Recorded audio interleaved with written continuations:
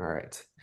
So part of this meeting is I'm excited about the physics topic, um, w- which I love time reversal symmetries, but there's also part of it where, I've realized that this topic is very hard to communicate about.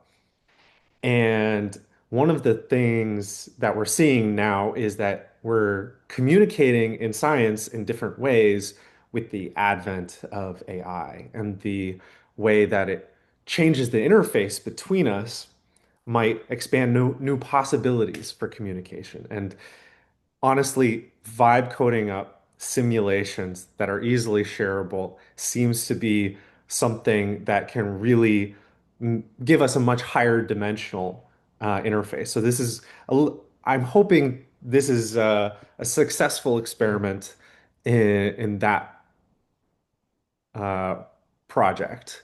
I've really enjoyed using shareable simulations like of Landauer's bound or something like that. I always feel like it gives you more intuition.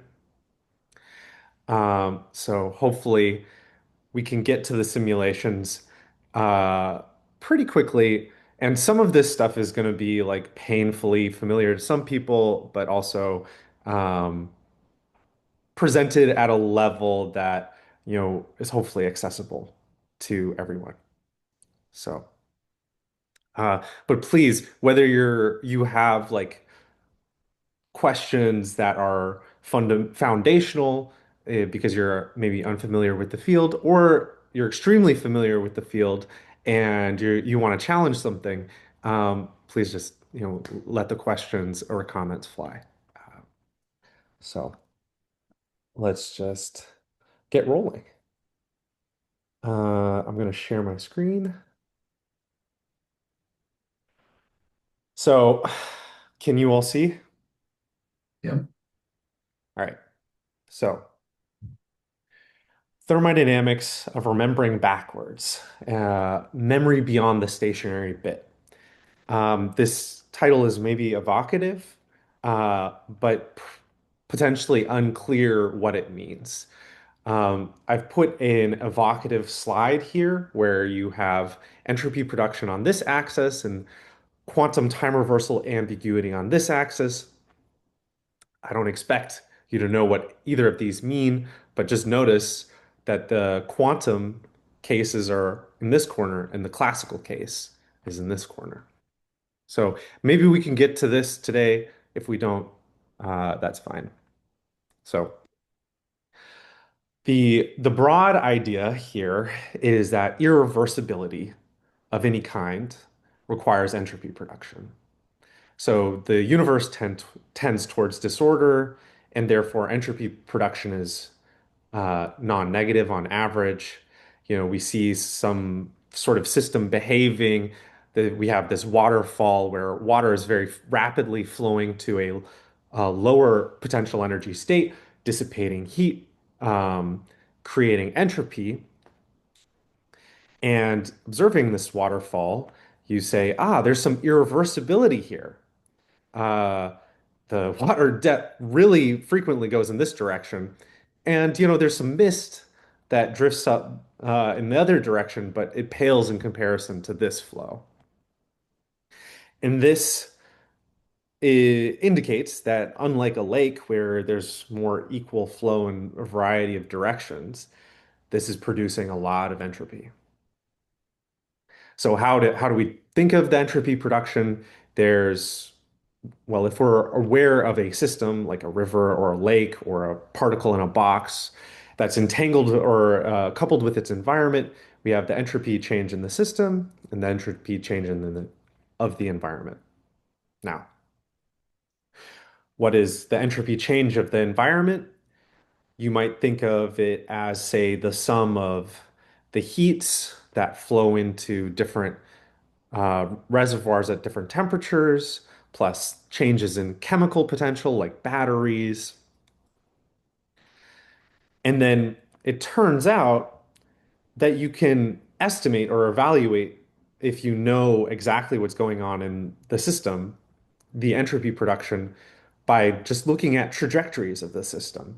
So if you have a trajectory of the system over some time t, you look at, what state the system realizes at all these different times, 0 plus dt all the way to the end time of the system.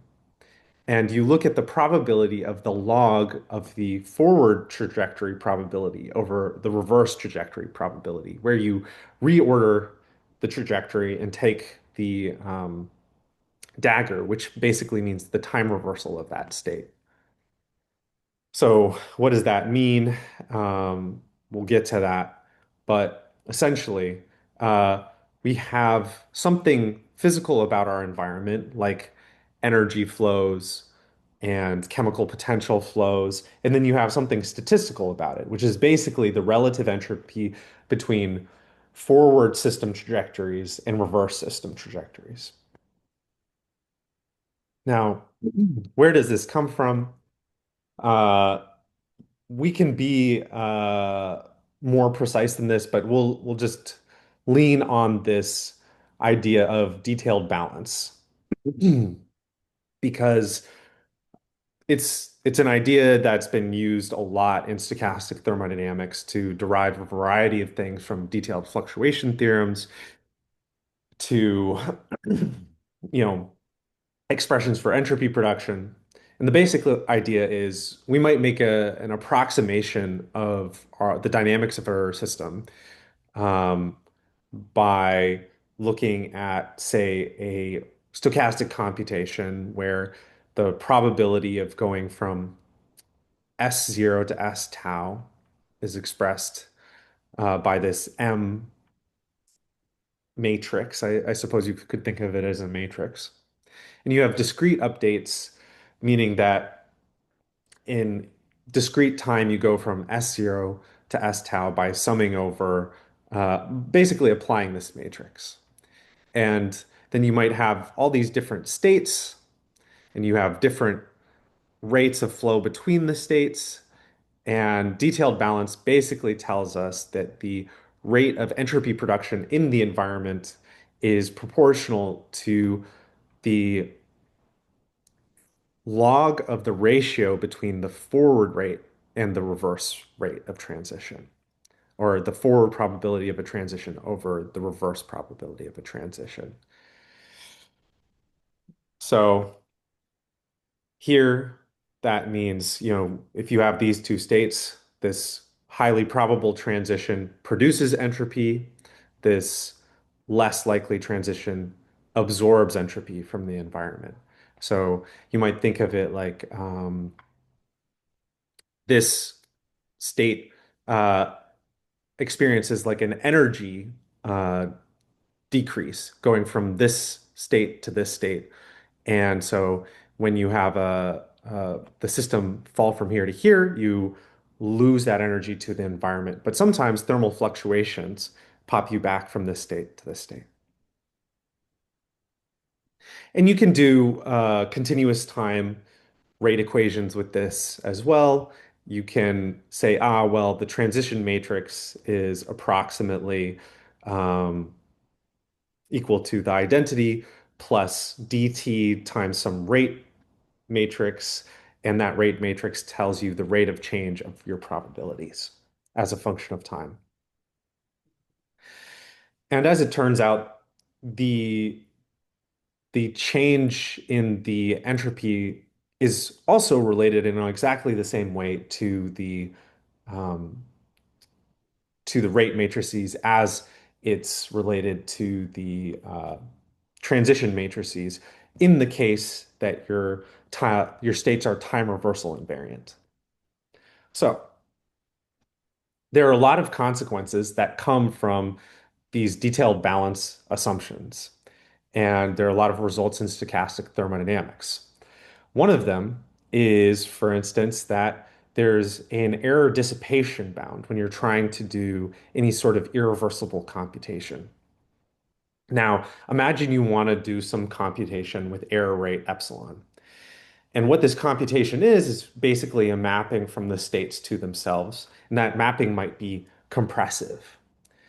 When you say you have that error rate, that means the probability of mapping from S to C of S is greater than or equal to 1 minus epsilon. And in this case, you can lower bound the entropy production by KB times basically the fraction of states that are not mapped to by that operation. So if you have an irreversible operation, say an erasure operation that maps two states to one, this coefficient here will be 1/2. And then here you have the dissipation scales as the log of the inverse error rate. So this shows a result from a paper led by or with lead author Greg Wimsatt, where uh, we all looked at various erasure protocols. And you can see that as the error rate drops, the bound on the dissipation increases. There's nothing that sort of violates this blue curve that is the error rate, or sorry, this relation here, or really a more precise version of this relation. You also have things like thermodynamic uncertainty relations, which for any sort of non-equilibrium system where you have exchanges between various temperature and chemical baths, you can bound the current fluctuations by the entropy production. So if you have some current J in this system, you can look at the variance of the current and then look at the average value of that current. And that winds up being sort of a measure of what is the noise in the current relative to how much total current you have. It's sort of like the inverse of precision. And this means that basically the more entropy you can produce, the more capacity you have for precision. And the less entropy you produce, the less precise your currents are going to be. Similarly, you can talk about the thermodynamics of clocks. So we have clocks everywhere. We use them and they run on batteries, meaning you have some energy going in and some waste heat coming out. And you might look at something like this variance in current. In fact, these two things look very similar, where the amount of time between ticks, sort of the average time over the variance in the time, squared, or sorry, this is not the variance. This is going to be the standard deviation, which when squared is the variance, is going to approach um, the entropy production of the tick over two. So there's some similarity between these two ideas. And then just in general, this relationship between the observed dynamics and the physical quantities gives us insight into the way that biomolecules and various stochastic or small molecular machines at the fluctuating scale of kBt behave. So if we observe, say, an ATP synthase, which through some cycle uh, turns I believe, a chemical gradient into a useful um, power fuel for the cell, ATP, we can look at its dynamics and understand how much entropy it's producing, how much heat it's producing. I can't recall what specific biomolecule this is, but you can look it up in this paper here. So there's a lot of important stuff that comes from just this detailed balance idea. And we can play around with this and kind of get an intuition for it using um, this link, and I'll put it in the chat so you can just click it. And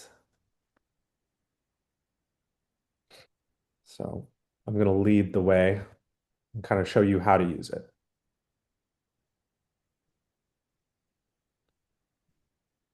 All right. So when you click this link, do you I Oh, don't think we here? got the link, or I didn't. You didn't? It's in the There it chat. is. Oh, oh no, not yet. One sec. Try one more time. Did that work? I'm seeing something now. Yeah. Cool, Sorry, thanks. I thought I'd put it in, but all right.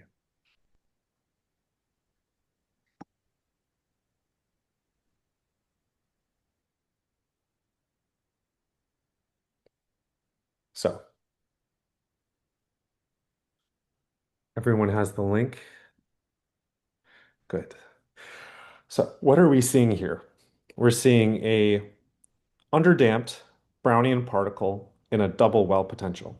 Really, we're seeing an ensemble of them. You see all these different points here. Their vertical displacement from the line is their kinetic energy, by the way. Um, and here we can control the temperature, the damping, the well strength, the tilt. You can play around with this. Well strength here. Yeah. And I'm going to make it a pretty weak well. And then you can run it. And what you're going to calculate is the heat that goes out of this particle. So you can see sort of the fluctuating heat of this one highlighted green particle that's bouncing around.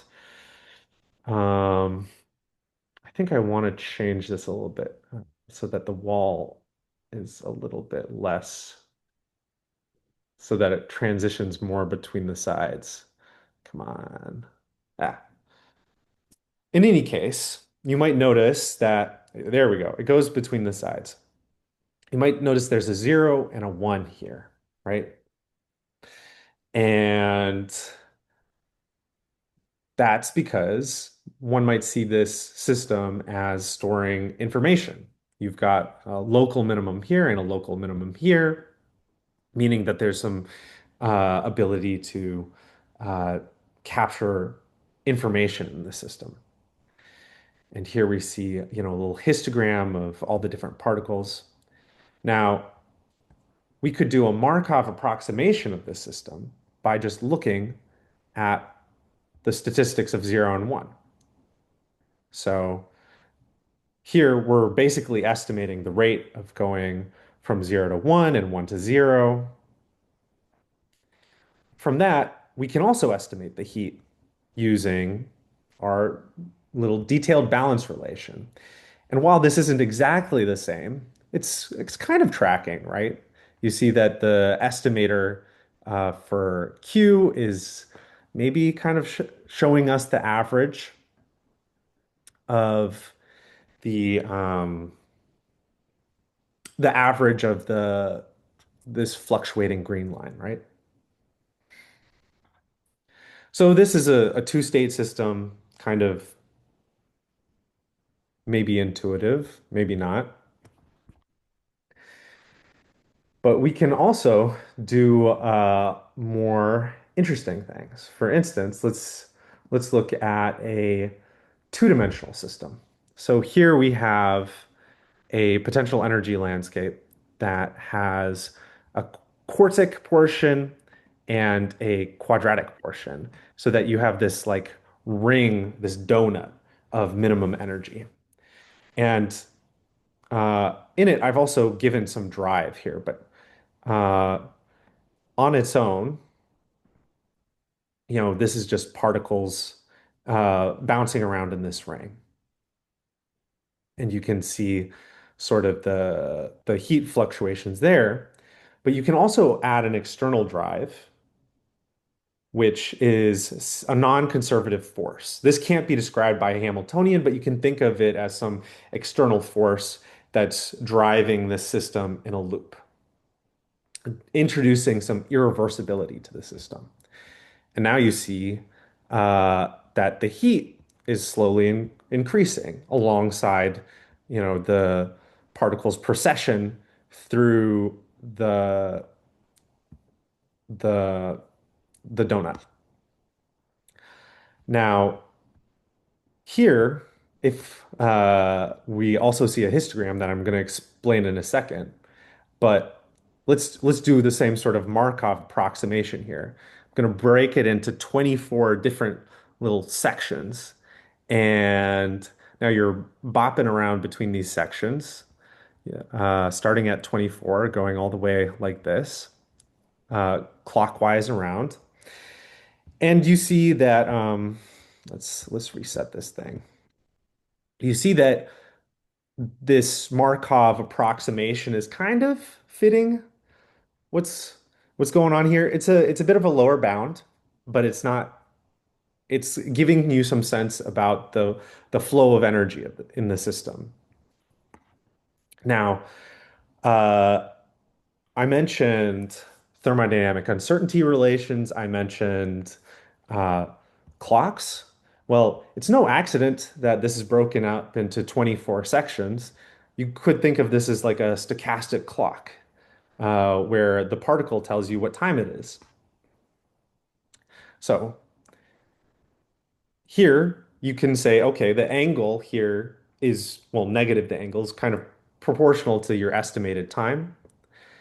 And the thermodynamic uncertainty relation says that the entropy production should be at least two times the square of your average estimated time over the variance of that time. And so here we see that in a dashed line, that thermodynamic uncertainty relation for a clock serving as sort of a good lower bound for the true heat production associated with this cycle.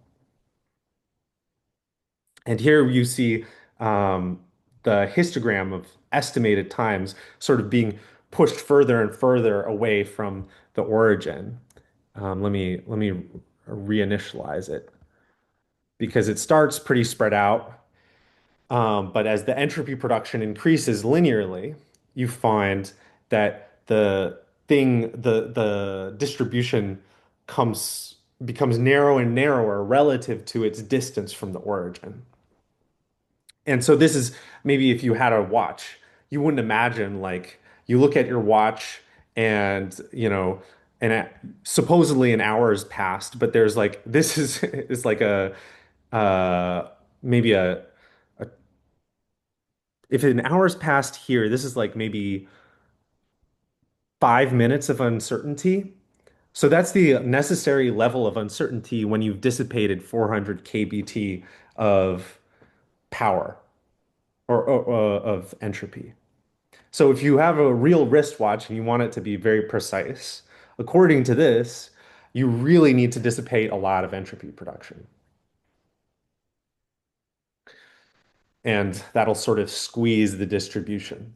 So these are some of the results in stochastic thermo that people have been excited about. You know, you're seeing this relationship between dissipation and thermodynamic uncertainty and uh, timekeeping, all of the above. Now, I want to pause this. Is there anything else to talk about here? Thermodynamic uncertainty relations. Let me throw out another system for you. This one's going to look a little bit similar, but now we just have a quadratic potential, and now we're looking at position and momentum space. And we're going to just run this thing. We notice that these particles just sort of naturally precess around in a loop. And the heat is not accumulating. We're looking at the accumulated phase here, and it seems like the phase, there's a little bit of scatter in the phase, but it's not too much, especially considering the uh, how much phase has accumulated at this point. So it seems like this seems like a pretty good clock. So let's do a Markov approximation. Um, break it into 24 hours, and now you've got, this rapidly processing momentum watch that's ticking off uh, seconds and is seemingly doing so costlessly, despite the fact that um, what we see in the Markov approximation using forward and reverse transitions is vastly overestimating the entropy production, vastly overestimating the heat. There is virtually no heat going out of this system. So, what is the issue here?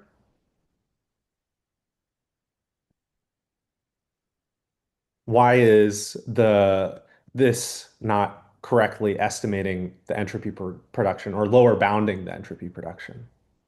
I guess you're missing a dagger on the lower M, right? But Indeed. that's a assumption I guess most people make in stochastic thermo when you have like very viscous solutions and anyway, I don't want to give away too much of your punchline. No, it's I'm happy for you to give away punchlines. The point is the dagger matters. The dagger on the state matters a lot. So here there's a dagger, here's there's a dagger, here's there is no dagger, and uh, that modified estimator does a lot better. I don't know what happened. There we go. That modified estimator is staying near zero, where it should be. And that's because rather than comparing the entropy production or the rate of going from to here to here, it's comparing the entropy production of going from this state to its time reverse state over here. And, uh, or sorry, it's comparing the probability of going from, okay, let me slow down here. Going from here to here, if you use the ignorant non-daggered um, interpretation, you're comparing the rate of going from two to three to the rate of going from three to two. You're not going to go to from three to two often. But when you dagger it, the dagger of three is nine, and the dagger of two is 10 here. So you're comparing the rate of going from two to three to the rate of going from nine to 10. And by the symmetry of this system, those are pretty much the same. So this is because momentum flips under time reversal. It goes from P to minus P. So when you take the dagger, things work out and you can make a momentum clock that records time without a battery. Whether or not you can really do this, I don't know. I bet there are reasons you can't that come from the fact that our brains seem to operate in position space, but I don't know. Well, Uh, I mean, there's a version of this where you just put like say a heavy ball on, a rigid pendulum, you swing it around and just, to the extent that friction is negligible for a large object, could keep going on for forever. Maybe this is a space clock. And then you can read off the spatial position, like very much like you're doing right now. I mean, that's what we've been doing And with the Earth for, as long as we. that's literally what the Earth is doing. Yeah, That's I a mean, very good point. we've been keeping Uh, time with the ballistic motion of the it's Earth for a long it's time. morning again. I see the sun. How's that Yeah, possible? right. Yeah, and there's the like physical limits of timekeeping in that way is fundamentally different than you'd get from the Markov assumption that people are making without the dagger, typically in stochastic thermo. Exactly. Exactly. So the dagger is important. The time Alec, reversal is the state is so, important. Yeah. sorry for another interruption. No, please So, interrupt. yeah. Well, no, unfortunately, this is a painful one. Fortunately, kind of as mentioned in my email, I have an 11 a.m. appointment I have to go to. But do you guys have these meetings or these complexity talks with any frequency? We're trying to be more frequent about it, but it used to be once every 2 weeks. Oh, cool. But Okay. we can put you on the list. I would love that. Yeah. And if you could send me the recording of this. We will do that. Yes. Awesome. Okay. Yeah. Sadly, I have to go. It was nice to meet you guys. Nice to meet you. I'm glad you could join. Yeah, thanks. See you. All right. So, one point I wanted to make about what you said, Paul, is that the difference between the case that you're describing is it's assuming very small coupling or negligible coupling with the ballistic object. Here we have a pretty microscopic object, which where you're reading off information in a time reversal anti-symmetric basis. And it is coupled to the environment pretty strongly. Well, not super strongly, but strongly enough that you see these fluctuations, right? Yeah. But yeah, I just wanted to make the point that, in this case, we have a very precise clock at zero cost in a very simple system. So, Yeah. I love the demo. It's really nice. all right. I So I'm wondering why didn't we talk about like it? I imagine that your kind of ring case could also show this misestimation of entry production. the ring case with in That, position space. yeah, because that's also underdamped, right? Mm, Right that the donut is underdamped. yes. Honestly, I have some confusion about the underdamped case because I actually find the TER still works. I'm gonna be totally honest with you. I don't think this simulation is totally sound, but I'll show you what the issue is.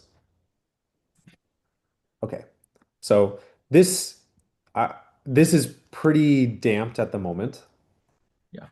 Um, And the issue is that we are still reading things off in a time symmetric basis, meaning that things like the TER and this equation should still bound things.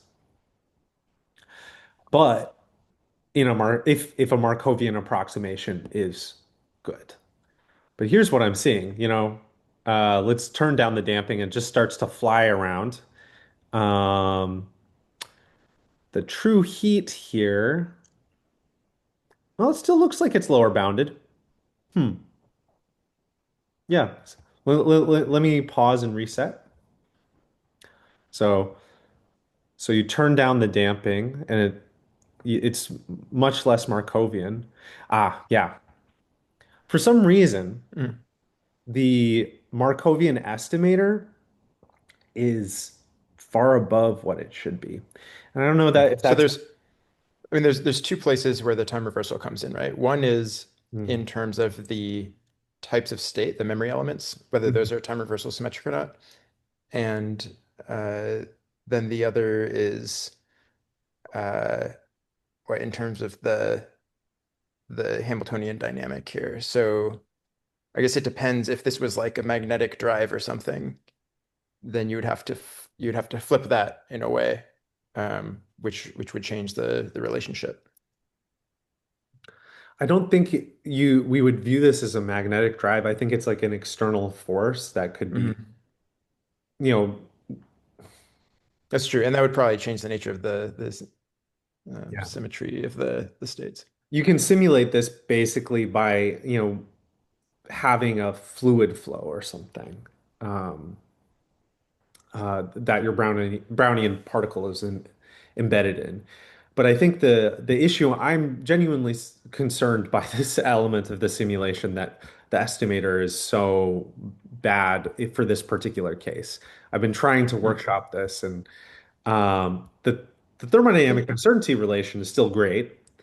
I think there's something about estimating doing the counting statistics on these transitions that's getting messed up. Or this is a possibility. I had always assumed that Markovian approximations of a process were lower bounds on the entropy, would produce less entropy than the non-Markovian process. But I realize my reasoning there might be wrong. I need to double check that. Maybe, yeah, track down what the relationship is between a Markovian and a non-Markovian approximation. because when you turn down the damping, you're basically making it more non-Markovian because the momentum plays more of a role. I'm very confused by this in general. Yeah. So imperfect simulation or novel physics, I don't know. Hmm. Hmm. Comment? I, I feel like the momentum can just like play the role of a free clock here, but I'm kind of forgetting uh, some of the equations well enough to make a strong case. In this case, the momentum can play the role of a free clock. That's uh, that's my strong intuition, uh, informed from when I used to know the equations better. Okay. We But should think more about it. yeah, I'm curious. I will try to make that case as soon as I uh, can. Okay. I'm intrigued by the mismatch here. So, uh we're so here I have motivated that there is something going on with time symmetries. Um Oh wait, can I just to clarify, Paul, you're saying if you did plot this in phase space, it would also look like a clock or momentum space, I mean. Um, that sounds right to me. Yeah, that's also matching my intuition, but I for some reason I don't want to like overcommit to that statement. Mhm. Yeah. Okay. well, I'm There's I'm intrigued by that claim. Yeah, I I mean there's angular momentum, right? mhm. There's angular momentum, but we're not directly measuring the angular momentum. That's the thing. If we were, maybe it would be a different story. Um, but Well, I uh, guess maybe the thing is like this, you've drawn particular lines on here that kind of mhm. like indicate reading this clock in a particular way. But you could also you could have taken the harmonic guy and also plotted it in position space and tried to put lines on there and say this is a clock. And of course it would have failed.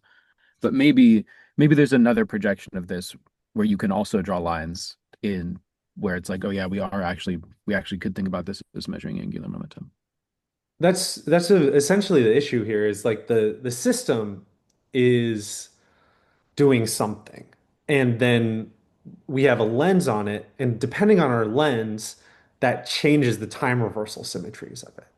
And there, it's both the dynamics and the time reversal symmetries together that determine the transition dynamics. Or if you're starting with the transition dynamics, it's the transition dynamics and the time reversal symmetries that determine the entropy production. So there's like three things there when you're matching your observations to a system. There's the physical system, which includes in it the entropy production. There's the computational dynamics, which is related to the third thing, which is how you coarse grain the system or how you observe the system. And take two and then you get the full story, pretty much. Two tells you a lot of information about the third, whichever two you take.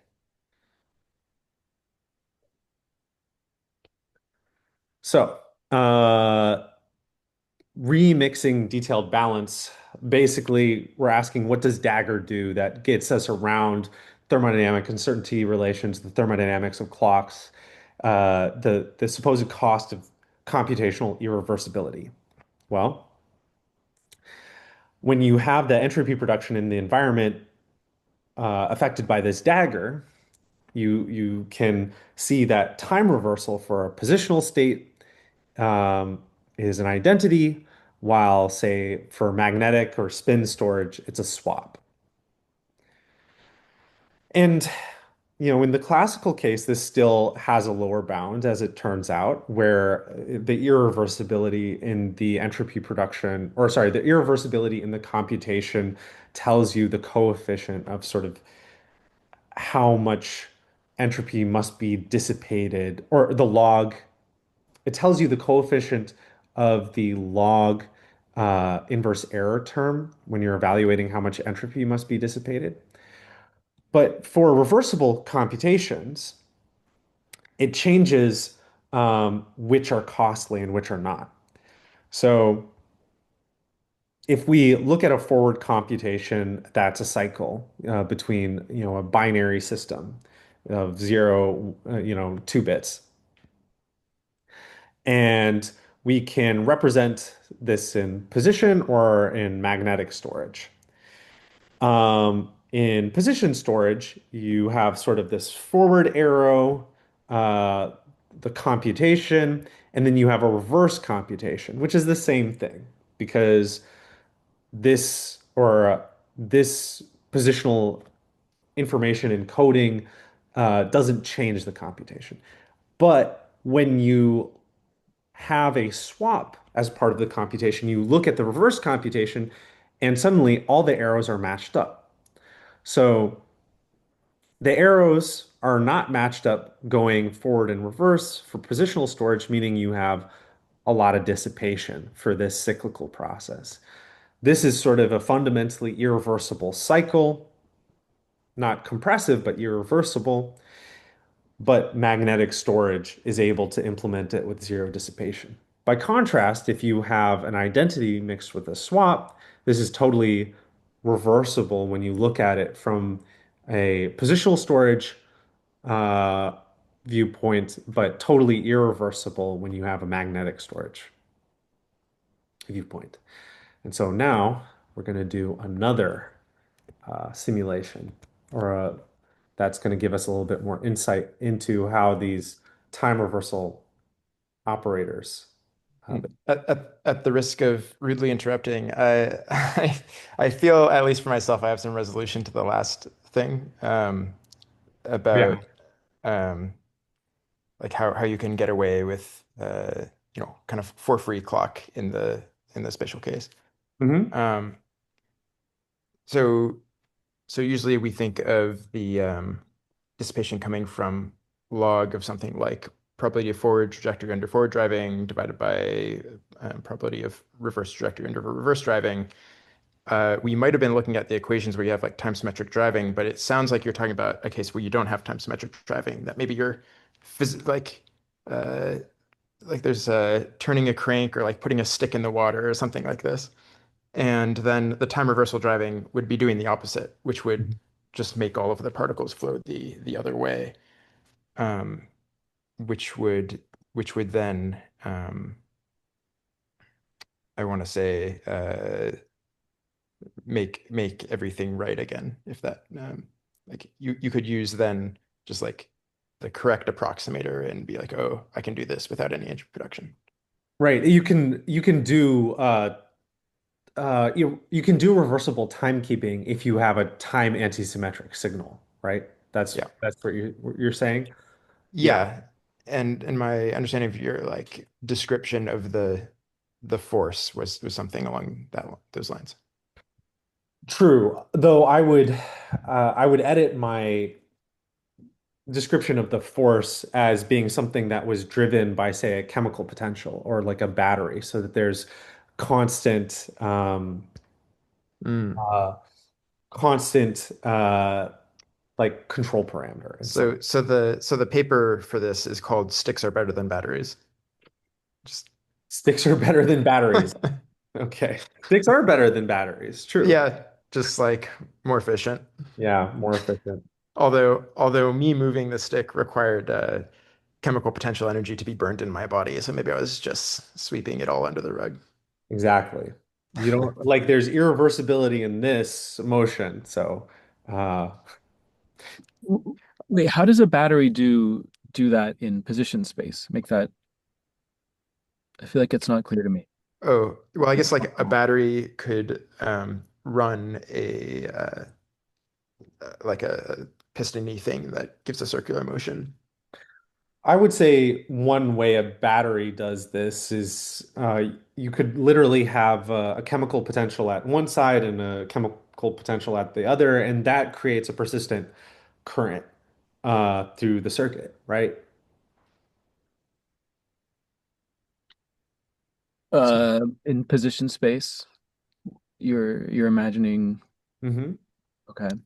I mean, this loop force is kind of using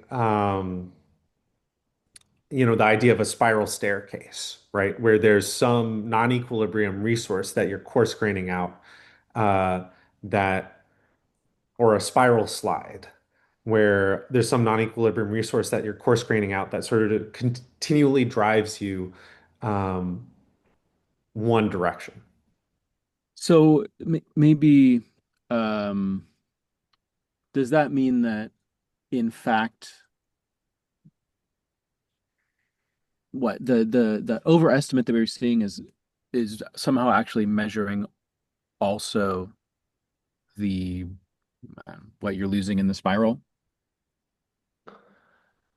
Overestimate is measuring what you're losing in the spiral. Um, Like is it maybe more of an issue that that one's actually right and the other thing's not measuring the right thing? I think the I think the Markovian approximator is certainly not right. I'm not sure why it's overestimating at the moment. Um, right now, my suspicion is that it's actually possible to have your non-Markovian estimators overestimate. Because as far as I can tell, there's not you know, usually the way that you bound entropy production is you say, oh, well, the entropy production is a DKL. And if you do any, um, stochastic operation on your trajectory symbols, then that will result in a reduction of your DKL, meaning that if you're observing through a stochastic channel applied to the true dynamics, then um, your estimate will always be lower. However, I don't think that observing a Markovian channel is necessarily the same as taking a coarse graining, but I could be wrong about this. Maybe that's just the same as taking a two-step coarse graining. Paul, what do you think? I don't know. It could just be an error in the code, honestly. It could just be an error in the code. So, so now uh, we are going to just look at the effect of time reversal symmetries on different computations. So here we have a computation. You can change it between, an erasure or a cycle or an identity. And this is sort of the error rate. You can play around with this. I'll set it relatively high for now so that you have a non-negligible frequency of going to this state. So right now we have it set at an erasure, and then we run it and we watch how the heat flows in and out of the system. And these are your two states. Whenever you see a transition, you say heat flow. And mostly what you see is that when you transition to this state, you absorb some heat, and then when you transition back, you give that heat back. Um, if we were to examine what happens instead with a different time reversal symmetry. So this shows us what our time reversal symmetry is. Under time reversal, left stays left, right stays right, and then you swap or to a classical spin, and now you see that this is a swap operation. And then we can watch what happens to the heat that you estimate here. And you find that actually, in this case, when you're in a particular state, you're slowly accumulating entropy production. But when you're transitioning, you're not producing entropy. So now we have a slightly different story for what's happening when you transition between observable states. In the time symmetric case, whenever you transition between states, you have heat exchange. But when you stay in one place, you are not doing anything. There's no energy flowing in or out of the system. But when you have something that's time reversal anti-symmetric, that means it's inherently something dynamical, like momentum. And keeping momentum in one place uh, is hard. So it costs entropy. But if you have it process, if you keep the momentum going, per se, then it doesn't cost you anything. You know, objects in motion like to stay in motion. So we get a little bit of a sense of that here, right? Flat for the changes, increasing for stationary. And we can see this also in three states. So let's do time even identity. Yeah, you get for an erasure operation, you're still pretty much detailed balanced, but if you were to make it a cycle, you're going to see that you mostly transition ABC, ABC, ABC. And when you do, every time you transition, you accumulate some heat. But if you have, there are different sorts of identities or time reversal symmetries. You can swap B and C, hold A fixed. And what you see is this sort of persistent cycle doesn't cost you anything. The symmetry of the system by making the time reversal operation uh, a half a swap or a third, two-thirds a swap suddenly no longer costs you energy. You can also do this, same thing happens. So, now you swap A and C under time reversal.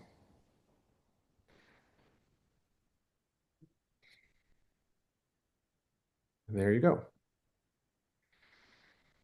So, dynamical variables, time reversal asymmetric variables accumulate entropy when they're steady, which is a different story than usually gets told for you know s- for stochastic thermodynamics. Usually we think about transitions as driving entropy production.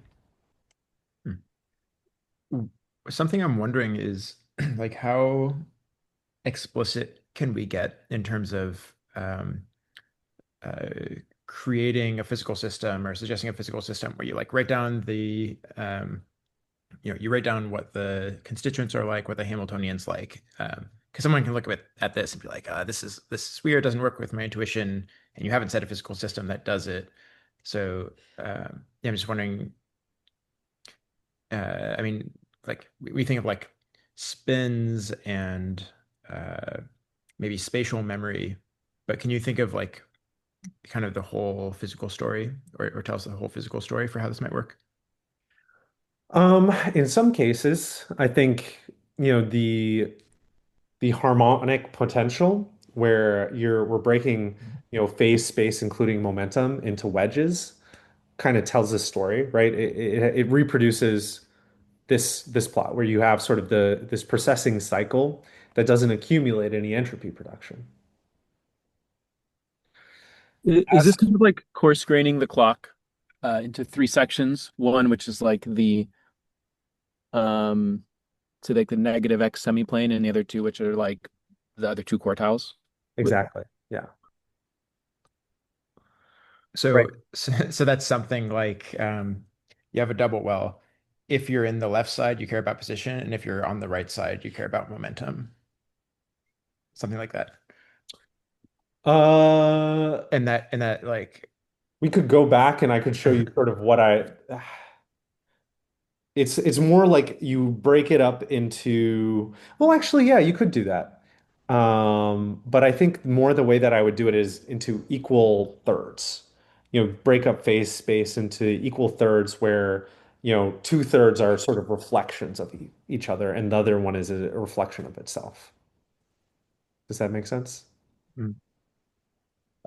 Kind of. I'm having trouble seeing how it plays out with the dynamics. I can Well, see it in phase space, but I'm confused about the kind of how do you actually no, never mind. Never mind. I think that does make sense. Mm. This phase space picture, yeah. should I go back to the other example why don't I just uh, do the other thing as well? So going back to the harmonic phase space, um, let's break it up into, let's do the Markovian approximation. So now, basically, I would say, let's say if A and B swap, I would say A goes from like 2 to the middle of 18, B goes from the middle of 18 to 10. So they're reflections of each other across the momentum axis. And then the non-swapping state would be 3 to 9. So you're breaking it up into thirds where you sort of have equal probability of transitioning or symmetric probabilities of transitioning between each third of the system. Does that make sense?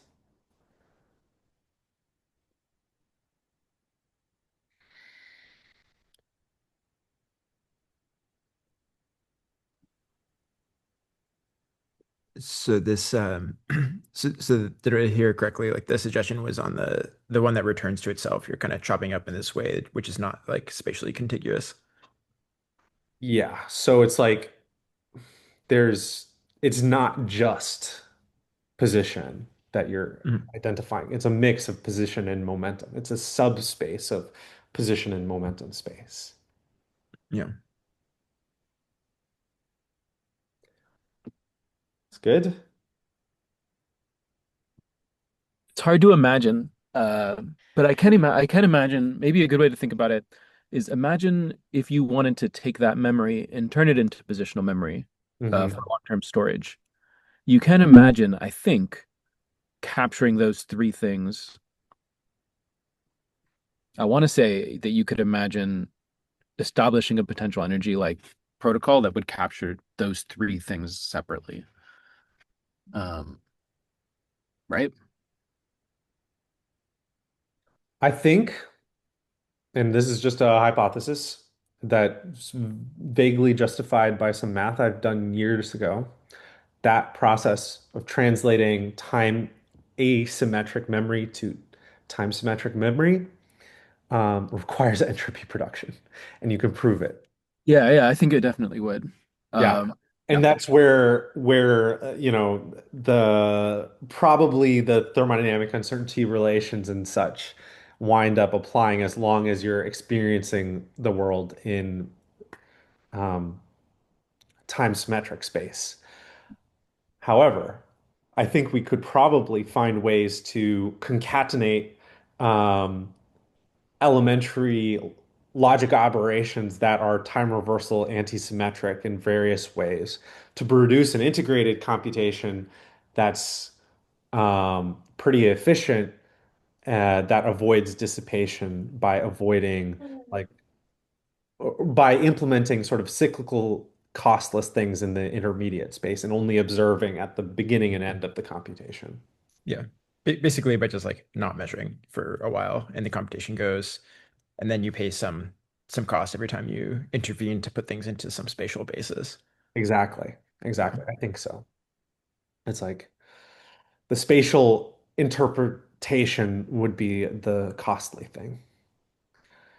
So we're at like a 10 after the hour, and we haven't gotten to quantum. Should we leave that for another time? Or would you like a little brief run through of the quantum side Do of you things? do you want to like tease us with quantum at least? Do a quantum teaser. Okay, I'm gonna share again. So, so we've remixed with classical time reversals. What about quantum? What is what does the dagger do when you're doing quantum information? Well, a CPTP operator is now what we're working with, not a stochastic transition matrix, but you can apply a CPTP operator that applies essentially a stochastic matrix to a density matrix. And then in that case, M dagger is now evaluated with time reversal probabilities that are no longer peaked at one value. So here we have basically the probability of S dagger given S prime, which is the quantum mechanical overlap between these two states. And so you're concatenating basically a time reversal, stochastic time reversal operator with the transition matrix on either side. And time reversal as an anti-unitary operator, sorry, lots of jargon, but people are hopefully willing to look at our paper later on, is an anti-unitary operator which maps things, say, in a block sphere, not necessarily through to the same basis. So you have this state on the block sphere. In this case, that anti-unitary operator can map you just a reflection across the horizontal plane. And what this winds up meaning is while a lot of irreversible computations like erasure, this shows an erasure um, that's very, very reliable, very, very low error, which is essentially the error rate of modern CMOS computers, about 1 in 10 to the 26. If we if we implement an erasure classically, it must dissipate at least this much for 2 dimensions, 3 dimensions, 4 dimensions, 20 dimensions, 100 dimensions, however many. If you're erasing all those, you know, systems to one point, this is the cost. But as you start to explore sort of this quantum time reversal space where there's ambiguity, quantum time reversal ambiguity, which is measured in terms of the entropy of the time reversal given the state that you're in, then you find yourself in these lower dissipation states. And you can even make computationally, logically irreversible computations totally costless if you use quantum memory. So that'll be a teaser. And you can see we'll do demonstrations of this next time in the same little program. So yeah, that's the teaser. Awesome. Thanks, Alec. I guess like one quick thing I was wondering. So there's like a way of describing that is something like the non-orthogonality of quantum states Yep. is like a novel thing about quantum memory that allows for the new efficiency, right? Yep. Yep. Yeah, the non-orthogonality of pure states. Yeah. Yeah, that's right. And then there's something enticing. I guess you'll tell us next time. There's like this movement towards like 100, like that there's this draw towards efficiency even by like random assignments or something, right? Yeah, basically what I was showing there were bases randomly selected using the Haar measure. So, Hmm. it's a random basis element. And it turns out you get a pretty sizable advantage as you have larger and larger systems Yeah, um, cool. by just considering a random element of the Haar matrix or a random basis from the Haar measure. So, yeah, well, thanks for coming today. I hope this was a successful experiment. It was great. Yeah, thanks, Alec.